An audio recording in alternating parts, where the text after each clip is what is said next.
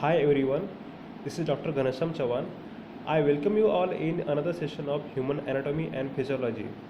Students, today here we are going to discuss the another new topic, that is appendicular skeleton.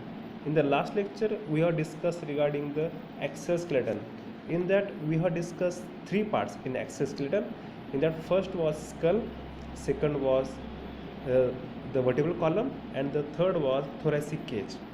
And also we have discussed the various bones which are accompanied with that axial skeleton. Today we are going to discuss the appendicular skeleton. The skeleton which is specially are for their muscle attachments. That's why they are called as appendicular skeleton. So the maximum muscles are attached to these bones. In this, the appendicular skeleton is consist of 126 bones, and in earlier axial bones we have discussed it was almost 80 bones. So it allows to move and manipulate the objects. So this will give the another provision to move your hand, to move your chest, to move your neck part. So due to this appendicular skeleton we are moving our upper limb as well as the lower limb, and also it is responsible for to holding anything, to walk, to run, to do some work. It includes bones besides axial skeletons. So it, for example, the limbs, so either it is upper limb or lower limbs. The suppurative girdles, the pectoral girdle with the upper limb and the pelvic girdle with the lower limb. Now appendicular skeleton, here we can discuss how many bones and what is their location, that we can discuss here. So we will start from the clavicle. So we are having the two bones in clavicle. Total bones are 126 bones. And scapula, there is a pair of scapula which is just posterior to our chest bone, chest. Next is humerus, which is at the lateral position of your body. Besides your thoracic cage, there are two humerus, they are well connected with the scapula. Next is radius and ulna, there are two bones of radius and two bones of ulna, so they are connected with the humerus. Next are carpals, so they are in one palm we are having 8 carpals, and in another palm we are having 8 carpals. Total is 16 carpals. Next is metacarpals, there are 5 plus 5, 10 metacarpals are available here. Phalanges, total 14 phalanges are there in one palm, second 14, total 28. Now we will go for the next. In that means lower region. So in that we will start from the hip bone. The hip bone is also called as pelvic girdle, or it is also called as pelvis. So we are having the pair of hip bones. The size depends on the sex. In case of females we are having more widened in size, and in case of males it is narrowed. Now pelvic girdle we are having two bones. Now after this we will go for the lower arm or lower limb. So femur, it is the longest bone of our body, so there are a pair of femurs, two bones are there. Patella, it is a round similar shape, two patella are available. Next is tibia, there is two tibia, it is another strong bone of our body, so two tibia has been attached to our femur. Next is fibula, so the two long bones fibula has been attached with tibia to the femur. Next we are having the tarsals, so there are the 7 tarsal available into 1 feet and 7 in another 2 feet. So total are 14 tarsal bones, and the metatarsals are 5 in one and 5 in another. Total 10 metatarsals are available into our feet. Phalanges, in 1 feet we are having 14 phalanges, and in another feet we are having the 14 phalanges. So total is 20s, and means in the lower arm we are having the 60 bones. So in this fashion totals we are having the 126 bones. Now we will start from the pectoral girdle. The human body has two pectoral girdles that attach the bones of upper limb to the axial skeleton. The pectoral girdle consists of two clavicle and two scapula, and it is also accompanied with the humerus. It is also attached to the humerus. The pectoral girdle will give rise for pectoral muscles, so that's why it is called as pectoral girdle. Means on our chest whatever muscles are available, these muscles, they are called as pectoral muscles, so and which give rise to the pectoral girdle. It is also called as shoulder girdle, so which connects the arms to the body, and its position to the shoulder. This pectoral girdle is responsible for hanging the shoulder, and for shoulder joint which produced by the scapula with our humerus. It provides the base from the arm, and due to which this pectoral girdle, which gives movement to our arms, also movement to our chest, our neck region, so our whole upper body we can move with the help of this pectoral girdle. It consists of two clavicles and two scapula. They are connected with the axial skeleton. So here we can see it is get connected with the axial skeleton. At the manubrium of this sternum bone, it is also called as breastbone or chest bone. So to this, it can be, the clavicle will be connected, and due to which the connection between the axial as well as the appendiculoskeleton occurs here. Clavicle. So it is also called as collarbones, and these collarbones are responsible for development of the trapezius muscle. Here the trapezius muscle will develop here. So it is very long, slender and S-shaped, and it lies horizontally across the anterior part of the thorax, superior to the first rib.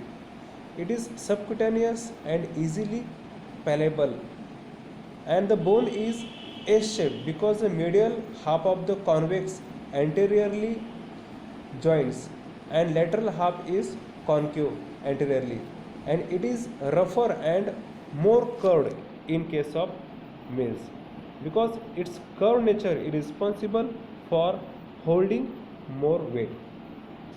The middle end is called as sternal end and is rounded and articulate with the manubrium. So here you can see, so with the manubriums it has been articulated, it develops the articulation.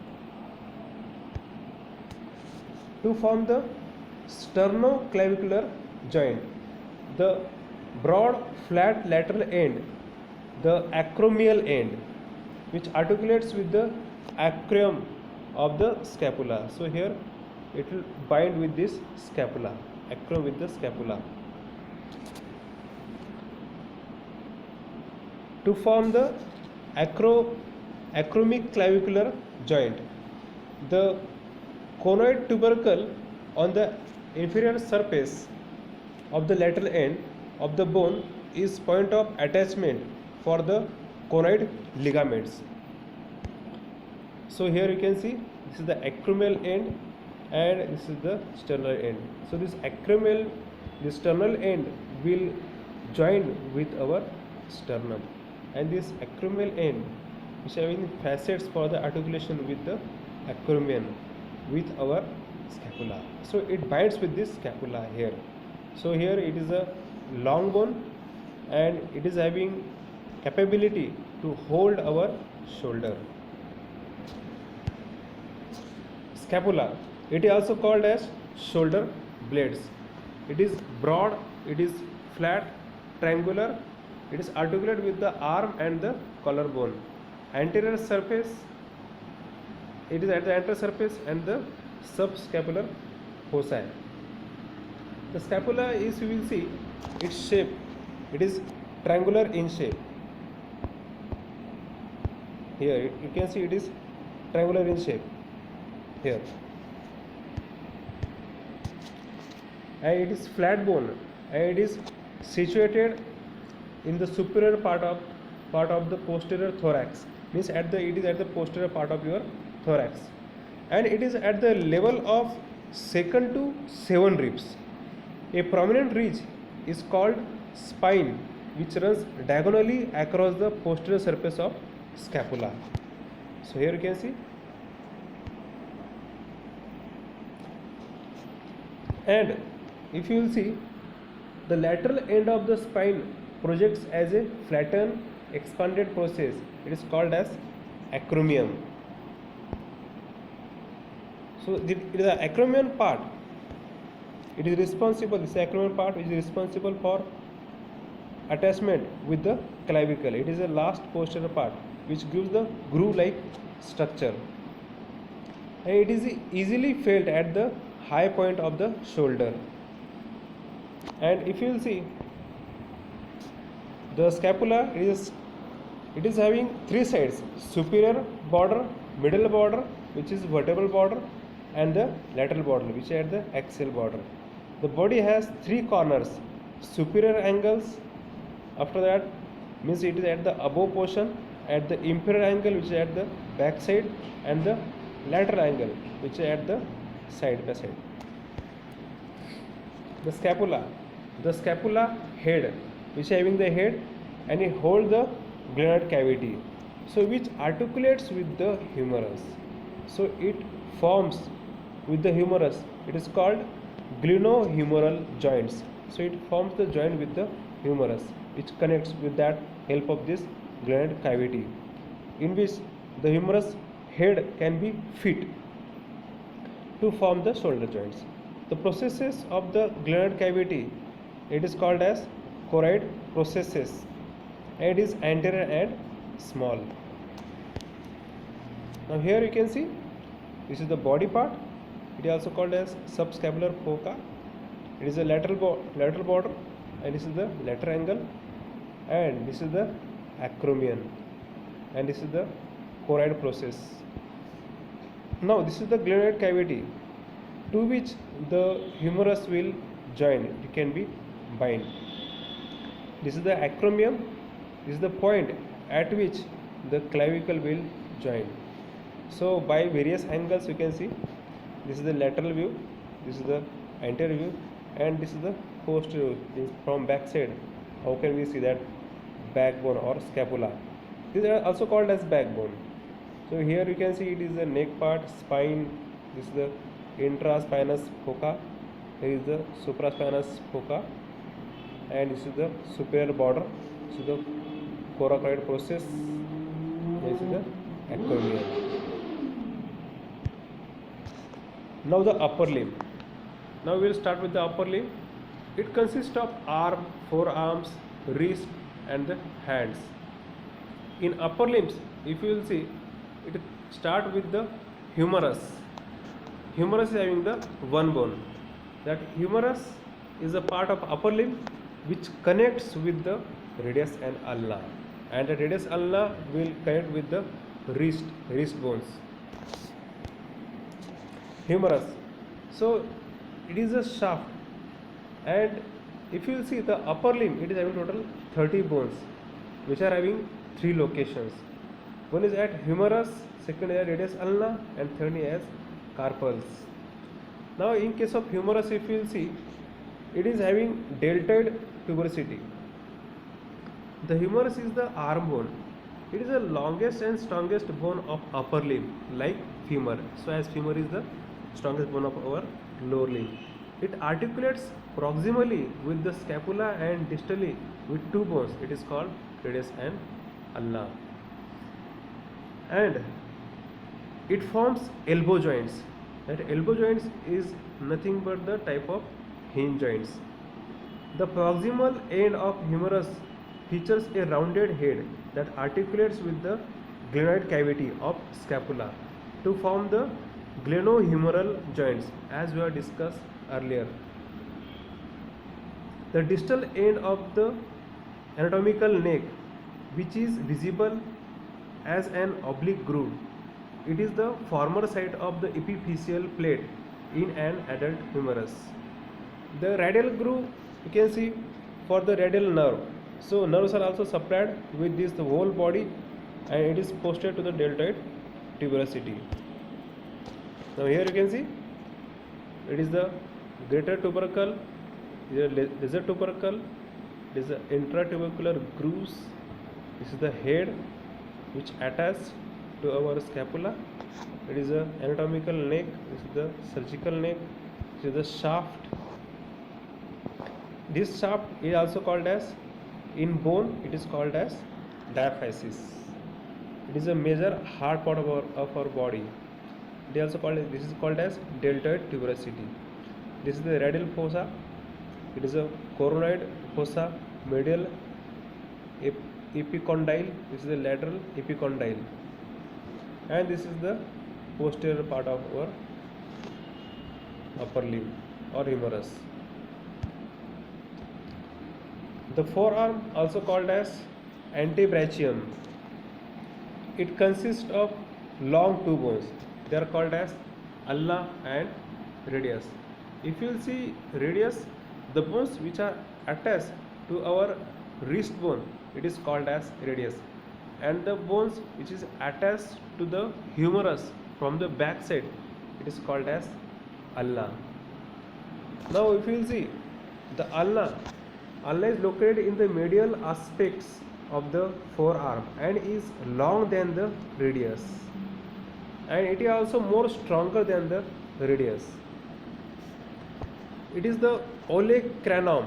It is superior end of the ulna, and it is a point of attachment with the humerus, and that's why it forms the elbow joint with the humerus, and it is superior lip of the trochlear notch, which articulates with the trochlea of the humerus. The coronoid process, inferior line to the trochlear notch.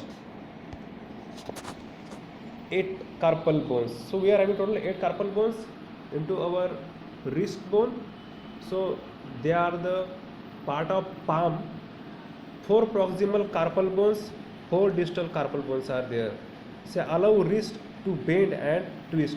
So movement of our wrist completely occurs due to these carpal bones, and these bones are having their specific names, if you will see, and you can also recall their name. And after carpals, the metacarpals are attached. We are having 5 metacarpal bones are there. Now these numbers 1 to 5 from lateral to the medial, they articulate with the proximal phalanges. The phalanges are total 14, and one is pollex. It is called as thumb. 2 phalanges, they are proximal, distal, and fingers 3 phalanges, proximal, middle, and distal fingers. Now here you can see the name of various carpals, metacarpals, and the location of the phalanges. Now here you can see this wrist bone has been attached with this radius from the front side and ulna from the side, lateral side. Now there are the various names of these carpal that you can see. First is lunate, scaphoid, trapezium, trapezoid, capitate, hamate, pisiform, and triquetrum. So these are the 8 carpals which are located at the wrist bone, and these carpals are connected with these metacarpals 1, 2, 3, 4, 5. So here from the posterior view, again you can see, out of them the scaphoid is the one of the largest carpal, and this pisiform is the P-shaped smallest carpal. They are having various shapes, various size. Some are triangle in shape, some are square in shape, some are round in shape, some are P-shape, some are this scaphoid is the boat-like shape. So they are having the various shapes. Now to recall the name of these carpals. Now the pelvic girdle. It is made up of 2 hip bones. So it is also called as coxal bones. So it is larger in size in case of females. Why it is there? Because it is for the production of baby, for the development of the baby. So the baby can get nourishment into this hip bone because the placenta is located into that hip bone. So it provides the space, provides the area for the development as well as for the labor. That's why it is having widened in size. It is made up of 2 hip bones, strong to bear body weight and stress of movements. So it is part of pelvis. It is having coxal bones. It is made of 3 fused bones. One is ischium, pubis, and the ilium. and they articulates with the sacrum. So with the axial bones, it is sacrum. The sacrum is having five fused five fused vertebrae, and it is part of axial bone, to which this appendicular bone has been connected. If you will see the pelvic bone, the pelvic girdle is consist of two hip bones. Also, it is called as coxal or pelvic bones or os coxa. The hip bones unite anteriorly at the joint called as pubic symphysis. They unite posteriorly with the sacrum at the sacroiliac joints. The complete ring composed of hip bones, pubic symphysis, and the sacrum to form a deep basin-like structure called bony pelvis. So here you can see it is a bony pelvis, and it will get connected with this sacrum area. The plural is pelvis or pelvises. Functionally, the bony pelvis provides a strong, stable support for the vertebral column. So, whatever the load will come on this vertebral column to the sacrum, so this pelvic girdle will provide the support to them. If you won't provide support, it will be difficult to get the weight of our upper body or upper arms. The pelvic girdle of the body pelvis also connects the bones of lower limbs to the axial skeleton. So as we have discussed, so it is having the various bones like ilium, pubis and ischium, and they are fused together. So you can see they are fused together, and it is comes under the category of the irregular bones. They are irregular in size. Here you can see the name like iliac crest and anterior acetabulum is the part. This acetabulum is the part to which the femur can be attached or it can be held here. This is spinal, ischial spine, and various levels are there that you can recall afterwards. Now we'll go for the pelvic girdle. In that, comparing the male pelvis, the females are larger in size. Female pelvis, the smoother and the lighter, less prominent muscles and ligaments attached. In case of females, more fats can be deposited as compared to male. The pelvis modification for childbearing, enlarged pelvic outlets, broad pubic angle, less curvature sacrum and coccyx, wide circular pelvic inlet, broad low pelvis. Here you can see this angle is 100 degree in case of female, and male it is 100 degree angle. So it is more widened and more flat in case of females, and it is elongated in case of the male. Now we will start from the lower limb. Now the lower limb will start from the thigh bone. It is also called as femur. It is the longest and strongest bone of our body. So its function for lower limb, for the walking, for running purpose, it gives movement and it holds the weight of our body. The thigh bone is very strong because it holds the whole weight of your body. If you see the lower limb, so it having the various types of bones. For example, the femur bone, it is also called as thigh bone, patella, tibia, tarsals, metatarsals, and the phalanges. Now we will start with the femur. So you can see this femur is the longest and strongest bone of our body. Femur, it is the longest, heaviest bone, strongest bone, and its proximal end, this proximal end, it articulates with the acetabulum. This proximal end is attached with the acetabulum of our ischium, this of our pelvic girdle, pelvis, and it forms the ball and socket joint. Here it will form the ball and socket joints. It is one of type of synovial joint. Its distal end articulates with the tibia and patella. Here you can see its distal end can articulates with this tibia and fibula. They can be attached here distally, means at the lower part of this femur. The body of femur angles medially The knee joints are to the midline than the hip joints. The expanded distal end of femur includes medial condyle and the lateral condyle. This articulates with the middle and lateral condyle of tibia. This is how they are get connected with the tibia that we are discussing here. So here you can see the various labels. Labels are very important. This is the greater trochanter. This is the fovea capitis. This is the femoris head. This is leger trochanter. This is the neck. Greater trochanter. And linea aspera. So there are the various labels of this femur. You can see afterwards. Now the next lower limb or this part is patella. It is another small bone. It is also called as sesamoid bone. So it is having the cushion-like structure.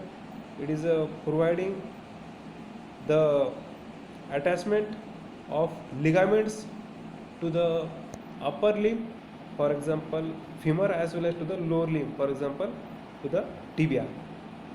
So it is a connective link between the femur and the tibia, patella. It is also called as the kneecap. It is above the knee. It is giving protection to the knee. So that's why it is called as kneecap. It is a sesamoid shaped bone and formally with the tendon and the quadriceps femoris. So it is a major tendon which is attached to our patella. Base attaches quadriceps femoris and the apex attaches the patellar ligaments. So these ligaments are very important. If they will broken, it is very difficult to stand on your legs. You will be on the bed for the several months also. That's why these ligaments, so this type of the attachments, quadriceps femoris and this quadriceps femoris. So there are actually 3 ligaments are there. One ligament will attach from the center and the 2 ligaments will attach from the laterally from the side.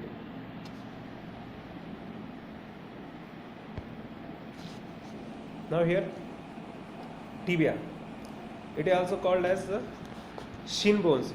It supports body weight and it is longer than the fibula. So it medial and the fibula. So it is a more stronger than the fibula. And if you see, the bones are attached.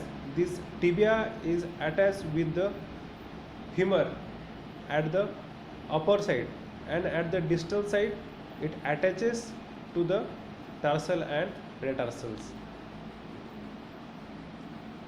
This fibula bone, if we will describe about that, so it articulates with the femur, but it does help stabilize the ankle joints. And if you see its shape is somewhat, it is tilted, so it provides the balance to our body. The head of fibula, the proximal end articulates with the inferior surface of the lateral condyle of the tibia below the level of the knee joints, which forms the proximal tibiofibular joints. The distal end of more arrowhead shaped and has a projection called lateral malleolus that articulates with the talus of the ankle joint or ankle bone. It forms the prominence of the lateral surface of the ankle. Now after this we will go for the fibula. So the fibula, it attaches the muscle of the feet and toes, and it is smaller than the tibia, and it is just lateral. It is having work of supporting work to the tibia. Tibia is the major bone and it is the attached bone, but it gives the movement of that our lower bones. So for movement of our legs, it is giving, or it is providing the area, it is providing the angle for the movements. Now ankle, if you see the ankles, so it also called as tarsals. So this tarsals consist of the 7 bones. As we saw, in each feet we are having the 7 bones, means total 14 bones. The tarsals are proximal regions of the foot and consist of 7 tarsal bones. So they include the talus and the calcaneus. So this calcaneus is the largest bone of our feet bone. They are located in the posterior part of the foot. It is also called as the heel bone. So as we see heel, so it provides the hilly area. That's why it is the longest and strongest bone of the foot. The calcaneus is the largest bones, and the anterior tarsal bones are the navicular. It is another bone, and the three cuneiform bones are there, and the third and second and first cuneiform bones, and the cuboid. So in this fashion, the various bones are available here. In case of this calcaneus, they transfer the weight from the talus to the ground and attaches calcaneus to the tendons. Here you can see the talus. It is a navicular. It is a trochlea of talus. It is a calcaneus. It is a large bone of our feet, which holds your whole weight on your feet. It is a heel bone. This is the cuboid, the lateral, medial, and intermedial, that cuneiform bones. So these all are 7 tarsal bones, and these are the metatarsal bones 1, 2, 3, 4, 5. They are attached to the tarsal bones, and at the distal position they are attached to the phalanges. So we are having the 14 phalanges. They are the proximal and distal phalanges. The metatarsal bones of the foot, 5 long bones of the foots. They are numbered from 1 to 5 and medial to the lateral. They articulates with the toes. Phalanges of the foot. Phalanges are 14 in numbers. There are 14 bones. They are the type of the straight or long bones, but they are smaller in size because they are having the rectangle in shape. They are hallux. It is nothing but the big toe or great toe. They are the 2 phalanges at the distal and the proximal. Other 2 toes, 3 phalanges, distal, middle, and proximal. Now this is the figure of feet bones that you can see here. In that, this is the calcaneus. It is the heel bone, giving the heel-like shape. This provide the strength, or it holds your body weight from the lower side. This is the talus, navicular, mediform, cuneiform, navicular. This is the metatarsal bones. Various 5s are there in number. Phalanges. And thank you very much. I hope you understood all the concepts regarding this appendicular skeleton. If you have any queries, you can discuss with me at any time. So thanks, and thank you very much for hearing my lecture very carefully. Okay, have a nice day. See you then. Bye.